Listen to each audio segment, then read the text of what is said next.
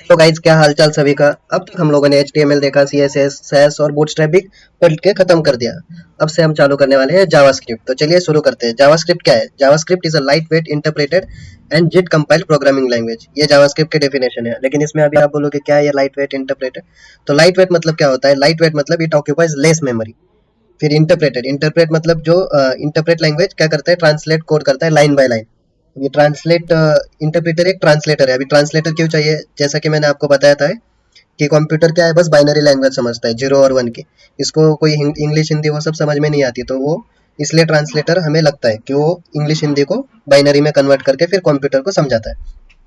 तो इंटरप्रेटर एक ट्रांसलेटर है। और ट्रांसलेटर भी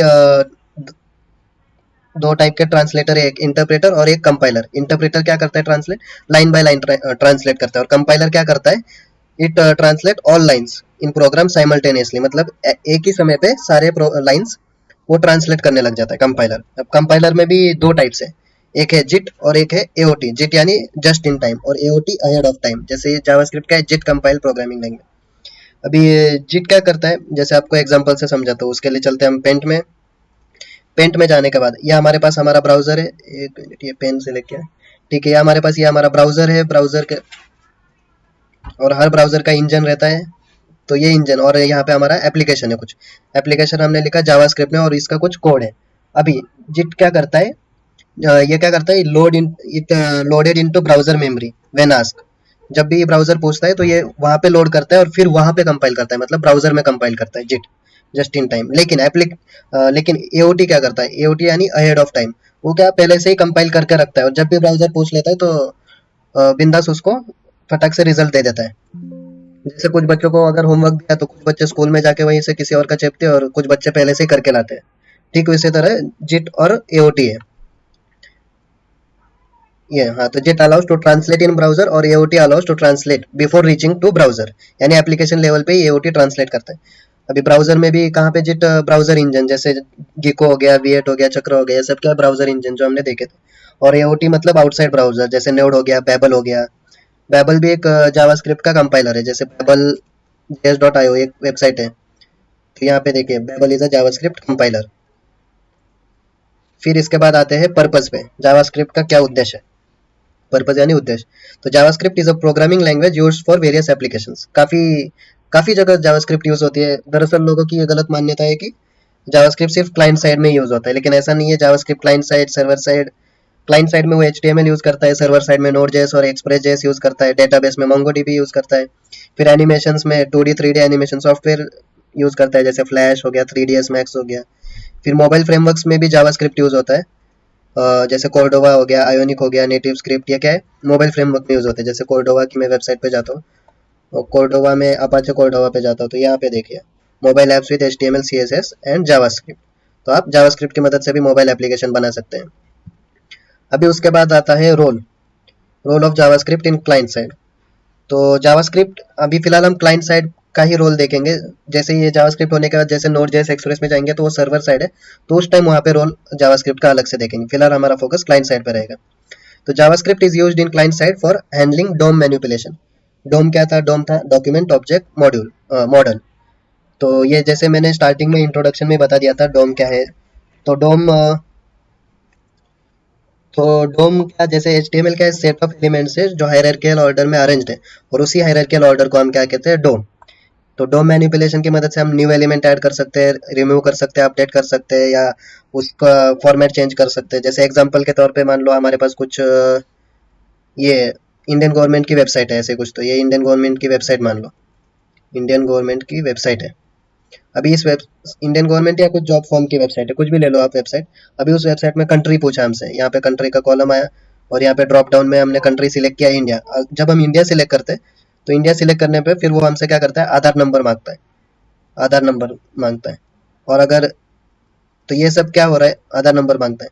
और अगर हम कुछ और सिलेक्ट करते हैं कंट्री, तो कभी वो पासपोर्ट नंबर मांगता है, उस कंट्री के हिसाब से जो मांगना है मांगता है। तो ये सब क्या कर रहे हैं, किसकी मदद से हो रहा है? डोम मैनिपुलेशन की। न्यू एलिमेंट हम ऐड कर रहे हैं, रिमूव कर रहे हैं। जैसे यहाँ पे हमने कंट्री सिलेक्ट किया था, फिर अपडेट कर रहे हैं या फिर फॉर्मेट उसका चेंज कर रहे हैं। तो हमारे सिलेक्शन के हिसाब से जो स्क्रीन है वो चेंज हो रही है, तो किसकी मदद से हो रही है? यूजिंग डोम मैनिपुलेशन। अगला रोल जावास्क्रिप्ट का है क्लाइंट साइड में, बॉम इंटरेक्शन। बॉम नहीं, बॉम। बॉम क्या है? Browser object model. जैसे जैसे आपने कभी जीमेल यूज किया होगा किसी और ब्राउजर में, तो वहाँ पे नोटिफिकेशन आया होगा कि बेस्ट सुटेबल फॉर क्रोम, या फिर आपने कभी जोमेटो स्विगी खोला होगा या कोई भी वेबसाइट खोली होगी तो वहाँ पे लोकेशन पूछ रहे होंगे, या फिर कुकीज, कभी आप किसी वेबसाइट पे जाते हो तो कुकीज एक्सेप्ट करने बोलता है, तो कुकीज क्या रहती है? It is required for saving our information in regular log in process, cookies मतलब। तो ये सब किसकी मदद से हो रहा है? BOM interaction. जैसे बॉम इंटरेक्शन में भी अलग अलग टाइप है, प्लग इन, माइम टाइप्स, ये आगे आगे जैसे जाते जाएंगे वैसे हम पढ़ते जाएंगे।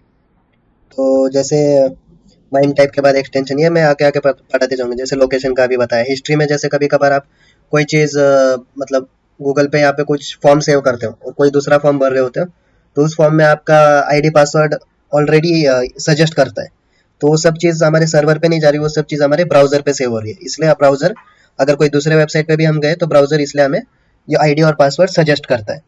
या फिर कभी कभार आप कुछ चीज़ अमेजोन पे, मान लो कुछ आपने, आपको जूते खरीदने या कुछ घड़ी खरीदने या कुछ भी आइटम खरीदना है, तो उस आपने सर्च किया अमेजोन पे, लेकिन उस कंटेंट से रिलेटेड आपको यूट्यूब पे एडवर्टाइज वो आने लग गई।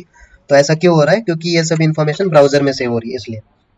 अभी तो इसलिए क्योंकि जैसे अभी और एक एग्जांपल दूँ तो कभी आपने इंस्टाग्राम गूगल क्रोम पे खोला होगा, वहाँ पे आपने यूजर आईडी पासवर्ड सेव किया होगा, और अभी आप ऐप डाउनलोड करते हैं तो डाउनलोड में भी सीधा डायरेक्ट लिख के आ रहा है। क्यों ऐसा हो रहा है? क्योंकि ये एंड्रॉइड फोन क्या करता है, अलाउ करता है इंटरनली ऐप इन्फॉर्मेशन शेयर करने के लिए। इसलिए आजकल बहुत सारे लोग iOS यानी एप्पल के फोन प्रीफर करते हैं, क्योंकि वो पहले आपसे इजाजत मांगता है कि करना चाहिए, हम करें कि नहीं करें। फिर अगला आता है validations. Validations role of JavaScript. तो वैलिडेशंस क्यों यूज होते हैं? वैलिडेशन मतलब क्या? जब भी कुछ यूजर गलत डाटा डालता है, मतलब गलत उससे नाम पूछा और वो कुछ रोल नंबर डाल रहा है डिजिट्स में, तो जब भी यूजर कुछ गलत डाटा डालता है तो हम उसको सबमिट करने के लिए अलाउ नहीं करते। क्यों? क्योंकि अगर अलाउ कर देंगे तो इससे क्या होगा, गलत डाटा डाला है तो मान लो जैसे अभी वेब आर्किटेक्चर में गए हम, वेब आर्किटेक्चर में गए और ये हमारा यूजर या क्लाइंट, यहाँ से हमने कुछ डेटा डाला, फिर ये जाएगा डेटा सर्वर पे, सर्वर पे जाने के बाद फिर ये एप्लीकेशन में जाएगा, हमारा डेटा नेम, नाम की जगह हमने कुछ डिजिट डाले, रोल नंबर ऐसा कुछ, तो फिर वो एप्लीकेशन से फिर डेटाबेस में जाएगा, फिर वहाँ पे डेटाबेस में हमारा डेटा वेरीफाई होगा कि बराबर डाला है कि नहीं। वेरीफाई होने के बाद अगर हमने बराबर नहीं डाला, गलत डाला है, तो फिर ये वापस एप्लीकेशन को बोलेगा कि नहीं ये गलत डाला है, फिर ये वापस आएगा ऐसे यूजर में, तो इससे क्या होगा, बहुत टाइम वेस्ट होगा और साथ ही साथ सर्वर पे बर्डन भी आएगा। तो इसीलिए हम वैलिडेशन यूज करते हैं, और वैलिडेशन इसलिए हम यूज करते हैं। लेकिन ये वैलिडेशन हम लोगों को क्लाइंट साइड और सर्वर साइड दोनों जगह अप्लाई करना है। क्यों?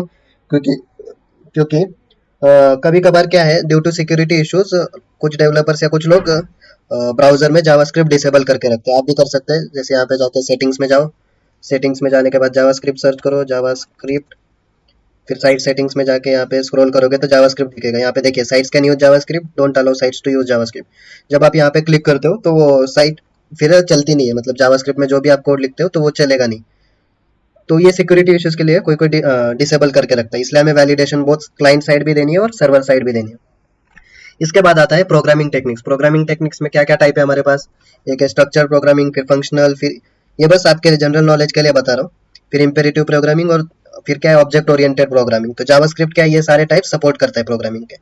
नोट करने वाली बात यह है कि जावास्क्रिप्ट ये सारे टाइप सपोर्ट करता है, और लेकिन JavaScript object oriented programming language नहीं है। ये कुछ फीचर्स सपोर्ट जरूर करता है ओओपी के, लेकिन ये ऑब्जेक्ट ओरिएंटेड प्रोग्रामिंग लैंग्वेज नहीं है। इसके बाद हम चलते हैं इवोल्यूशन पे, यानी जावास्क्रिप्ट जहाँ से पैदा हुआ था उसका इतिहास देखते हैं, और अभी तक कहाँ पे है जावास्क्रिप्ट वो देखते हैं। और इवोल्यूशन में बस आपके जनरल नॉलेज के लिए बता रहा हूँ, अगर आपको इंटरेस्ट है तो ध्यान से सुनना, क्योंकि मजा बहुत आने वाला है आपको इवोल्यूशन सुन के। तो चलिए शुरू करते हैं। नेटवर्क की जो शुरुआत हुई थी, नेटवर्क स्टार्टेड इन 1960s। फिर नेटवर्क के बाद इंटरनेट आया 1970s में। सबसे पहला जो कंप्यूटर नेटवर्क था वो था आरपानेट। आरपानेट यानी advance research project agency network, जो 1967 में आया था। उसके बाद 70s में इंटरनेट आया। हालांकि दुनिया के लिए वो 90s में आया, लेकिन लोग 70s में, इंजीनियर्स वो लोग 70s में यूज करने लग गए थे इंटरनेट।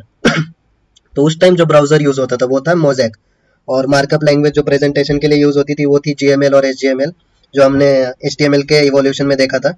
और इंटरएक्शन के लिए लैंग्वेज यूज होती थी ईसीएमएस स्क्रिप्ट। ईसीएमएस स्क्रिप्ट को हम mother of all scripts in world भी कहते हैं। अभी 70 से 90s तक यही मार्कअप लैंग्वेज ये सब चलता है। अभी 90s में टिम बर्नर्स ली भाई साहब आ गए, फिर इन्होंने क्या कॉन्सेप्ट इंट्रोड्यूस किया, HTML और वेब का कॉन्सेप्ट इंट्रोड्यूस किया। और ये मोजैक तभी भी चल रहा था, ये मोजैक फर्स्ट ब्राउजर है। फिर इसके बाद GML HTML के बाद लोग क्या यूज करने लगे मार्कअप, कौन सी लैंग्वेज, HTML, क्योंकि टिम बर्नर्स ली भाई साहब ने HTML लैंग्वेज बनाई थी तो वो पॉपुलर हो रही थी उस वक्त। अभी 1995 के आसपास लगभग नेटस्केप नामक कंपनी ने क्या डेवलप किया, नया ब्राउजर डेवलप किया, नेटस्केप कम्युनिकेटर करके। तब तक मोज़ेक चल रहा था, और ये नेटस्केप कम्युनिकेटर दुनिया का फर्स्ट ऑफिशियल ब्राउजर है यूज फॉर इंटरनेट। जो लोग वर्ल्ड वाइड इंटरनेट यूज करने लग गए थे इस ब्राउजर पे। यहाँ पे भी मार्कअप लैंग्वेज HTML ही चलने लग गई थी, और अपना इंटरेक्शन लैंग्वेज ECMA स्क्रिप्ट ही चल रही थी। और ये जो नेटस्केप कम्युनिकेटर ब्राउजर है, आज भी हर ब्राउजर लगभग इसी का आर्किटेक्चर फॉलो करता है। इवन सफारी, क्रोम, ये सारे ब्राउजर भी इसी नेटस्केप कम्युनिकेटर का आर्किटेक्चर फॉलो करते हैं। अभी HTML क्या है, 95-96 में बहुत तेजी से बढ़ रही थी, और बढ़ने की वजह से काफी नए नए फीचर्स उसमें ऐड होते जा रहे थे। लेकिन ये ECMA स्क्रिप्ट जो है वो हैंडल नहीं कर पा रही थी HTML को, क्योंकि HTML काफी तेजी से ग्रो कर रही थी। तो हैंडल नहीं कर पाने की वजह से क्या हो रहा था, इंटरनेट कुछ इश्यूज फेस करने लग गया था। तो 1996 में फिर नेटस्केप कंपनी ने क्या किया, एक ब्रेंडन आइक नाम के इंजीनियर को अपॉइंट किया ब्राउजर के लिए एक स्क्रिप्ट डिजाइन करने के लिए। तो ये ब्रेंडन आइक भी एक दिग्गज आदमी थे। इन्हीं भाई साहब ने एक स्क्रिप्ट डेवलप की जिसका नाम है मोका, और मोका को कुछ दिनों बाद इसका नाम इन्होंने लाइव स्क्रिप्ट रख दिया। और ये ब्रेंडन आइक ने ये लाइव स्क्रिप्ट मात्र 10 दिनों में बना के, पूरा उसका सिंटैक्स लैंग्वेज, पूरी ये लैंग्वेज 10 दिनों में बना के दे दी नेटस्केप को अभी। और ये ब्रेंडन आइक ने मोजिला फायरफॉक्स भी बनाया है, और साथ ही साथ आप ब्रेव ब्राउजर यूज करते होंगे तो वो भी बनाया है। अभी ब्रेंडन आइक ने तो स्क्रिप्ट डेवलप कर ली, लेकिन ये स्क्रिप्ट बिलोंग किसको करती थी, नेटस्केप को। लेकिन नेटस्केप क्या है, it is not a company जो लैंग्वेज मेंटेन करती है, it is just a browser company. तो फिर नेटस्केप ने क्या किया, इन्होंने एक सन माइक्रो सिस्टम करके कंपनी है, उनको हायर किया टू मेंटेन लाइव स्क्रिप्ट अभी। लेकिन उस वक्त सन माइक्रो सिस्टम पॉपुलर किस वजह से थी, उस वक्त सन माइक्रो सिस्टम अपने जावा लैंग्वेज की वजह से पॉपुलर थी।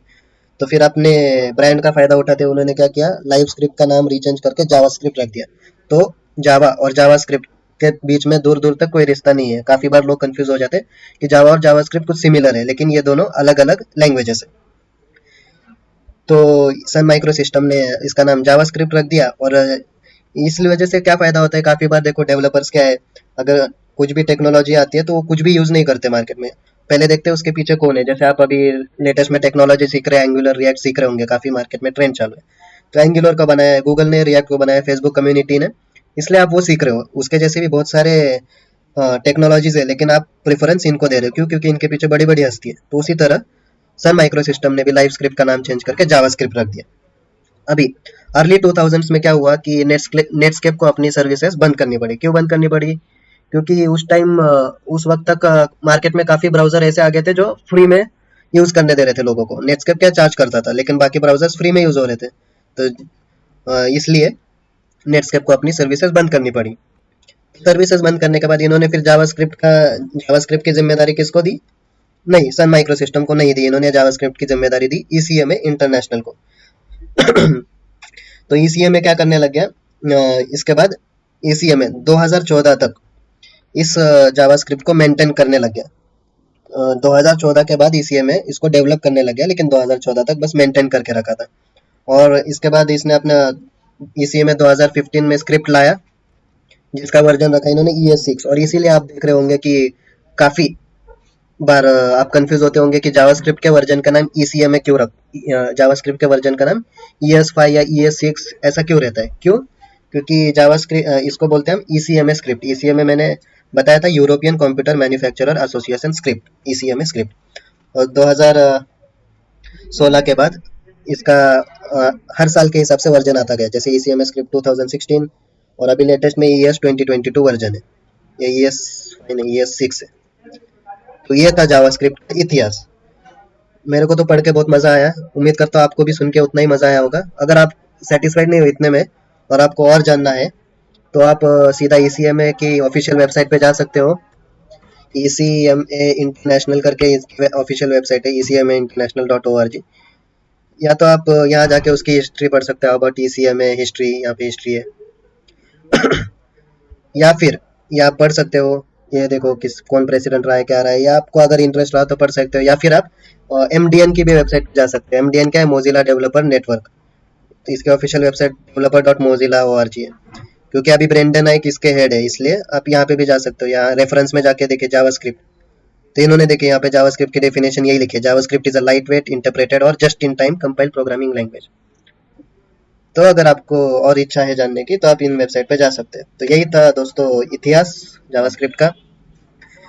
तो हमने आज क्या क्या देखा, जावास्क्रिप्ट की डेफिनेशन, उसका पर्पस, उसका रोल क्या है जावास्क्रिप्ट क्लाइंट साइड में, और इवोल्यूशन। तो बाकी मिलते हैं अगले वीडियो में, तब तक के लिए अलविदा।